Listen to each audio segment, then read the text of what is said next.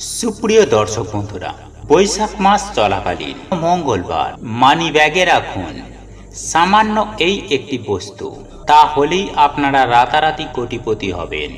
জীবনে কখনো অর্থের অভাব হবে না। অর্থ যেখান থেকেই হোক না কেন আপনাদের জীবনে আসবে। সর্বোপরি আপনাদের মানি ব্যাগ কখনোই খালি থাকবে না।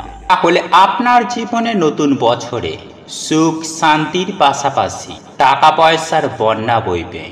হ্যাঁ বন্ধুরা, আপনারা একেবারে ঠিকই শুনছেন। এই অলৌকিক বন্দনাকারী শিকড় যে ব্যক্তি সাথে রাখে সেই ব্যক্তি ধনী হয়ে যায়। বিশ্বাস না হলে আপনি নিজেই নিয়ে এসে দেখুন। আমি আপনাদেরকে সুনিশ্চিতভাবে বলতে পারি, যেখান থেকে হোক না কেন আপনাদের হাতে প্রচুর পরিমাণে অর্থ আসবে। তাহলে দীর্ঘদিন ধরে আটকে থাকা কাজ যেমন আপনার জীবনে পূর্ণ হয়ে যাবে, ঠিক তেমনি আপনার জীবনে সাফল্য থাকবে অনিবার্য এবং অর্থ আসতে বাধ্য। হ্যাঁ বন্ধুরা, আপনারা একেবারে ঠিকই শুনেছেন। আজ আমি আমার এই ভিডিওর মাধ্যমে এমন একটি গাছের মূল বা শিকড়ের কথা বলবো, যেটি আপনি যদি মঙ্গলবারের মতো দিনে যদি আপনি ধারণ করতে পারেন, তাহলে আপনার দুর্ভাগ্য দূর হয়ে গিয়ে অখণ্ড সৌভাগ্যের অধিকারী হবেন।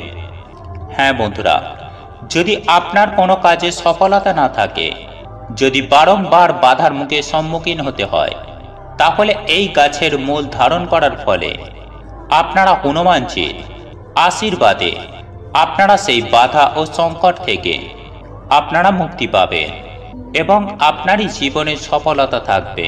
তাই এই প্রসঙ্গে বিস্তারিত জানার আগে আপনাদের বলে রাখি, আপনি যদি আমাদের এই চ্যানেলে নতুন হয়ে থাকেন, তাহলে চ্যানেলটি অবশ্যই সাবস্ক্রাইব করুন এবং পাশে থাকা নোটিফিকেশন বেল আইকনটি ক্লিক করুন। কারণ আমি বিভিন্ন প্রকার তন্ত্র মন্ত্র, বশীকরণ, টোটকা, বাস্তু টিপস, জ্যোতিষশাস্ত্র, পুজো আরাধনা এবং ব্ল্যাক ম্যাজিক করা নিয়ে নিত্য নতুন ভিডিও আপলোড করে থাকি, যা প্রয়োগ করার মাধ্যমে আপনার জীবনে থাকা সকল প্রকার সমস্যার সমাধান হয়ে যাবে। চলুন এইবার মূল আলোচনায় প্রবেশ করা যাক। তবে বন্ধুরা, মূল আলোচনায় প্রবেশ করার আগে হনুমানজির নাম স্মরণ করে জয় হনুমানের জয় লিখে কমেন্ট অবশ্যই করবেন। বন্ধুরা, আপনারা প্রত্যেকেই জানি যে মঙ্গলবার হলো হনুমানজির বার এবং এই হনুমানজি হলেন এই কলিযুগে কালজয়ী এবং অমরত্বের একজন দেবতা। বন্ধুরা, আমরা প্রত্যেকেই জানি যে মাতা সীতা ও রামচন্দ্রের আশীর্বাদে হনুমান আজও অমর হয়ে আছেন এবং শত শত কোটি কোটি ভক্তজনের মাঝে তিনি আজও শ্রেষ্ঠ। তাই আপনি যদি মঙ্গলবার দিন হনুমানজির নাম স্মরণ করে যদি আপনি আপনার কাছে এই গাছের মূল বা শিকড় ধারণ করতে পারেন বা আপনার সাথে রেখে দিতে পারেন, তাহলে আমি সত্যানুসরণ চ্যানেলের পক্ষ থেকে আপনাদের বলতে পারি যে আপনারা নানানভাবে উপকৃত হবেন এবং সমৃদ্ধ হবেন। বন্ধুরা, একটি কথা মনে রাখবেন যে এই হনুমানজি যেমন কলিযুগে অপরাজেয়, আবার ঠিক তেমনই তিনি স্বয়ং দেবাদিদেব মহাদেবের 11তম রুদ্র অবতার। হ্যাঁ বন্ধুরা, এমনটাই বিশ্বাস করা হয়, যদি কোনো ভক্ত হনুমানজিকে মনে প্রাণে ডাকতে পারেন, অর্থাৎ মনে প্রাণে যদি স্মরণ করতে পারেন, তাহলে বলা হয় যে হনুমানজি তার সমস্ত সংকট, তিনি যেমন সংকট থেকে রক্ষা করেন, ঠিক তেমনি তার জীবনে সফলতা সুনিশ্চিতভাবে থাকে। বন্ধুরা, আমরা অনেক সময় দেখে থাকি যে আমাদের অনেক কাজ দীর্ঘদিন ধরে আটকে থাকে, কোনো মতেই সেই কাজটি সম্পূর্ণ হতে চায় না বা প্রচণ্ড পরিমাণে বাধা অতিক্রম করতে হয়।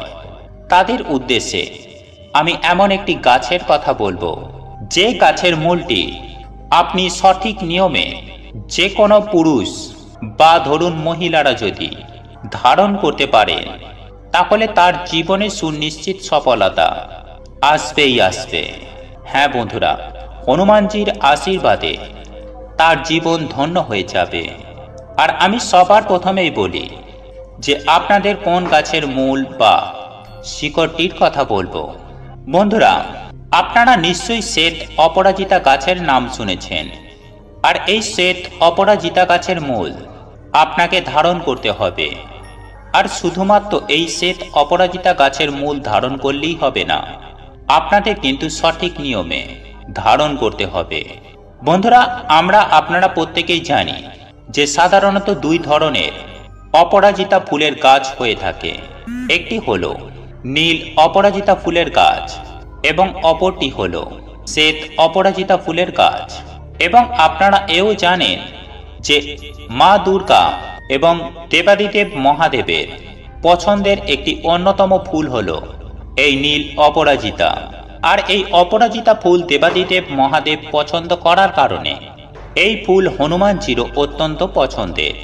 বন্ধুরা, আপনারা জানেন যে এই শ্বেত অপরাজিতা গাছের মূল আপনারা কিন্তু খুব সহজেই পেয়ে যেতে পারেন, কিন্তু এই গাছের মূল আপনাকে সঠিক নিয়মে ধারণ করতে হবে।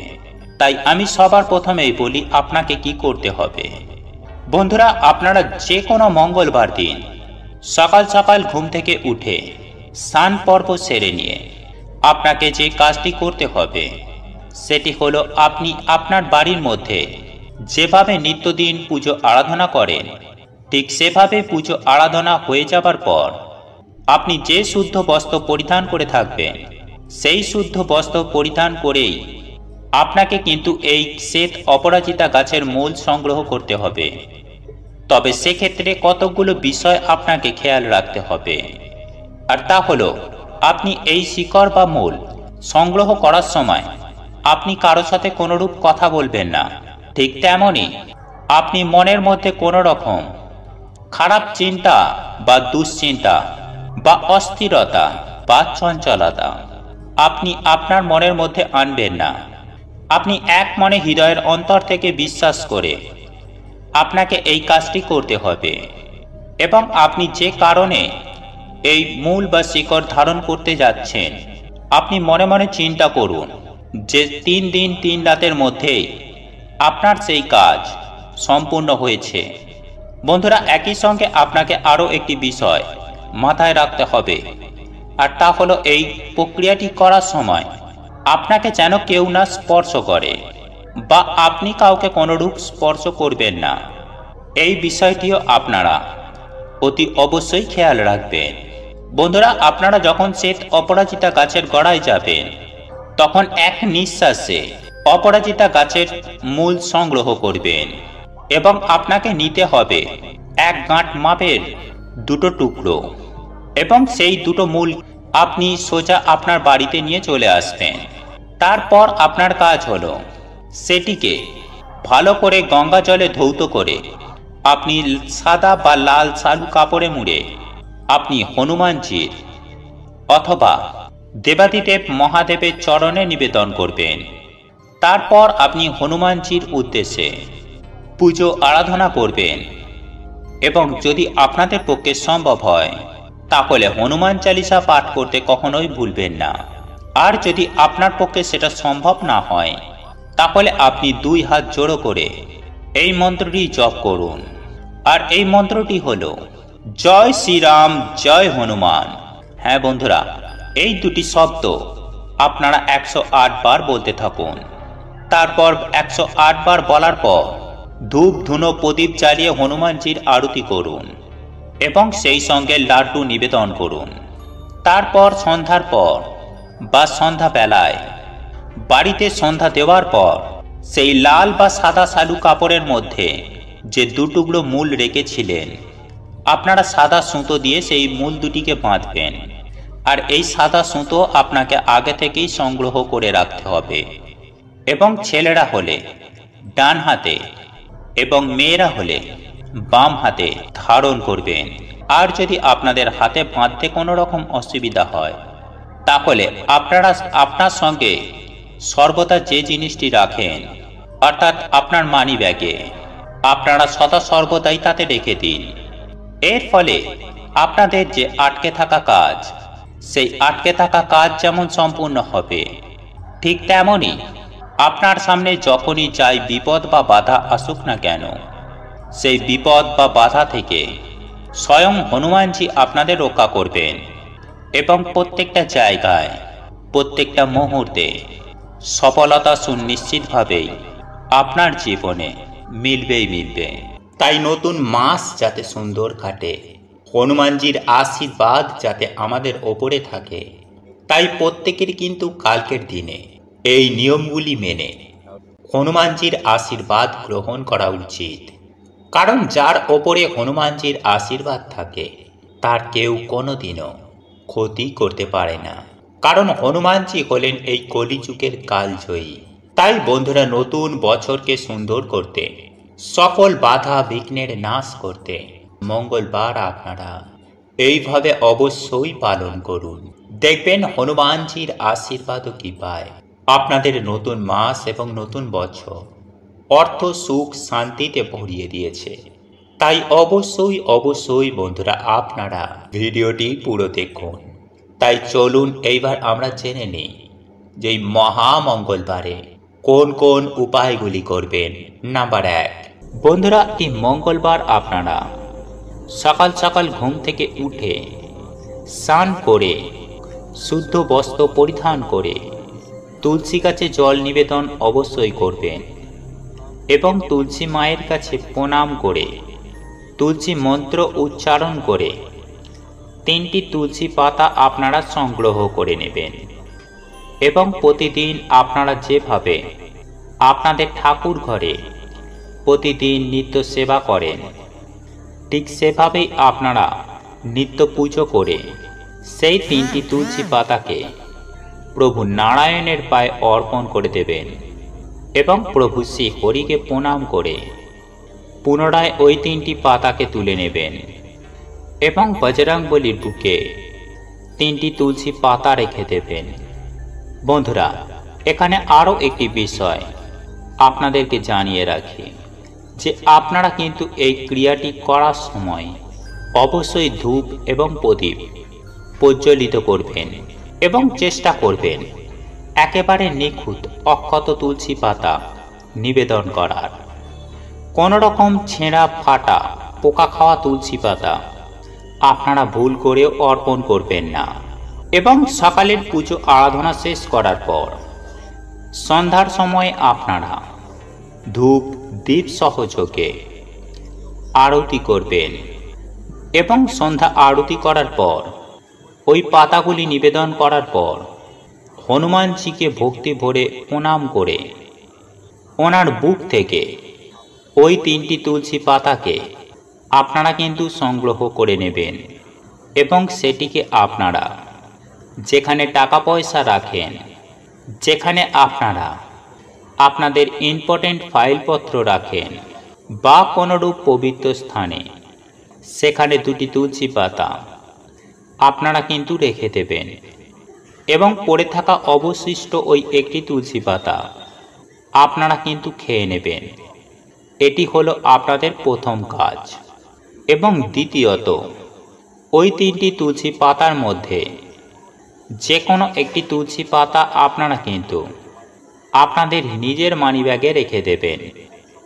1 সপ্তাহ পর মঙ্গলবার দিন এইভাবে একই নিয়মে মঙ্গলবার দিন পুনরাবৃত্তি ঘটাবেন।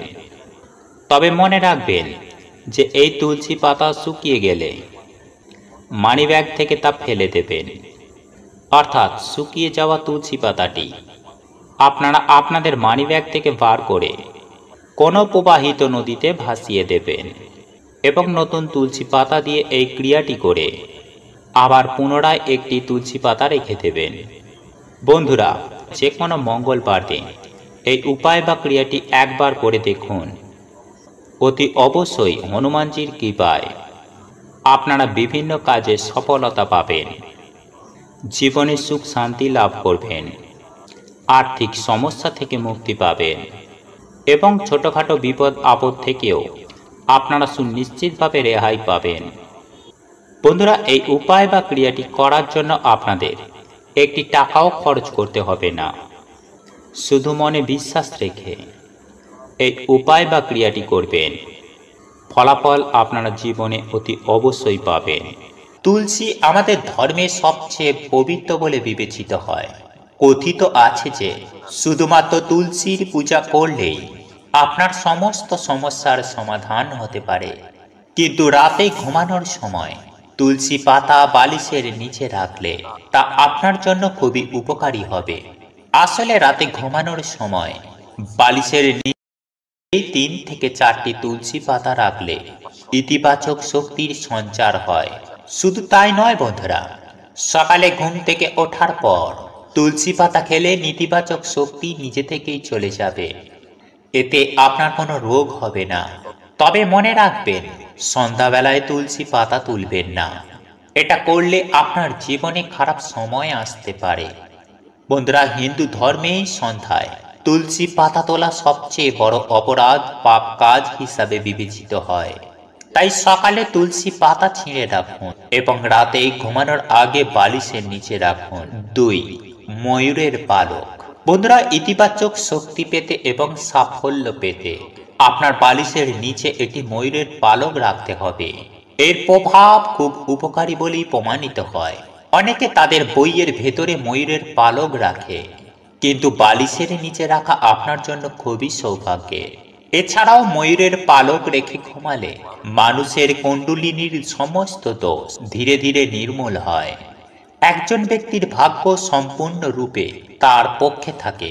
এছাড়াও দুর্ঘটনা এড়াতেও ময়ূরের পালক খুবই উপকারী। আপনি যদি সকালে ঘুম থেকে উঠে বালিশের নিচে রাখা ময়ূরের পালক দেখেন, তাহলে তা খুবই শুভ। নাম্বার 3, লোহার তৈরি যে কোনো বস্তু। বন্ধুরা, জ্যোতিষশাস্ত্র ও বাস্তুশাস্ত্র বলে আপনার জীবনে যদি ইতিবাচক শক্তি ভরে থাকে, তবেই আপনি জীবনে সমস্ত সাফল্য অর্জন করতে পারবেন। তাই প্রতিদিন ইতিবাচক শক্তি দিয়ে শুরু করা উচিত। আর ইতিবাচক শক্তি দিয়ে দিন শুরু করার জন্য রাতে বালিশের নিচে লোহার জিনিস রেখে ঘুমাতে হবে। এতে কোনো ধরনের নেতিবাচক শক্তি আপনার মধ্যে আসতে পারে না এবং আপনাকে বিরক্ত করতেও পারবে না। এছাড়াও বালিশের নিচে লোহার জিনিস রাখলে আপনার গায়ে যে কোনো ধরনের মায়া, তন্ত্রমন্ত্রের কোনো প্রভাব পড়বে না এবং পরের দিন ঘুম থেকে উঠলে আপনি সতেজ বোধ করবেন এবং উৎসাহের সাথে প্রতিটি কাজ করতে শুরু করবেন। নাম্বার 4, একটি স্বর্ণ বা রৌপ্য মুদ্রা। বন্ধুরা, যদি আপনি ক্রমাগত ব্যর্থতার সম্মুখীন হন অথবা আপনি যে ব্যবসা বা কাজ শুরু করছেন তাতে আপনি সমস্যার সম্মুখীন হচ্ছেন, বা অন্য কেউ বাধার সৃষ্টি করছে, বা আপনি আপনার কাজে কোনো অগ্রগতি পাচ্ছেন না, তাহলে রাতে ঘুমানোর সময় বালিশের নিচে সোনা বা রূপার একটি মুদ্রা নিয়ে ঘুমানো উচিত। গুরুজি বলেন, যদি বালিশের নিচে সোনা বা রৌপ্যর মুদ্রা নিয়ে ঘুমান, এতে ভাগ্য পরিবর্তন হয় এবং স্বয়ং মা লক্ষ্মী সেই ব্যক্তিকে আশীর্বাদ করেন। এই প্রতিকারটি করলে জীবনে ইতিবাচকতা বজায় থাকে এবং ভালো ঘুম পেতেও সাহায্য করে। দীর্ঘ জীবন ও সুখী জীবনের জন্য ভালো ঘুম খুবই গুরুত্বপূর্ণ। আপনার ঘুম ভালো হলে আপনার বুদ্ধিমত্তাও প্রখর হয় এবং আপনি প্রত্যেকটি কাজ সঠিকভাবে করতে সক্ষম হন। নাম্বার 5, কোনো ধর্মীয় বস্তু ব্যক্তির ভাগ্য মজবুত করে এবং কোনো ধরনের ভয় তাকে কষ্ট দেয় না এবং তিনি খুব দ্রুত সাফল্যের শিখরে পৌঁছান। তাই বালিশের নিচে কোনো ধর্মীয় জিনিস রাখুন, যেমন যে কোনো যন্ত্র, ওম প্রতীক বা যে কোনো ধর্মীয় বই রাখতে পারেন। নাম্বার 6, হনুমান চালিসা। বন্ধুরা, যদি আপনার আশেপাশে কোনো অশুভ শক্তি থাকে বা আপনি কোনো কারণ ছাড়াই কোনো অশুভ শক্তির ভয় অনুভব করছেন বা আকস্মিক মৃত্যু ভয় আপনাকে কষ্ট দিতে শুরু করেছে, আপনার মন দুশ্চিন্তায় ভরে গেছে, অনেক কিছু করার পরেও আপনার মন শান্ত হচ্ছে না, তাহলে আপনি ঘুমানোর আগে হনুমান চালিসা আপনার মাথার পাশে রাখুন। হনুমানজি অশুভ শক্তি থেকে আপনাকে রক্ষা করবেন এবং আপনার মনোবলও বৃদ্ধি পাবে। বন্ধুরা, গুরুজি বলেন, ঘুমানোর আগে মন থেকে সমস্ত নেতিবাচক চিন্তা ভাবনা দূর করে মন শান্ত করে শুয়ে যান।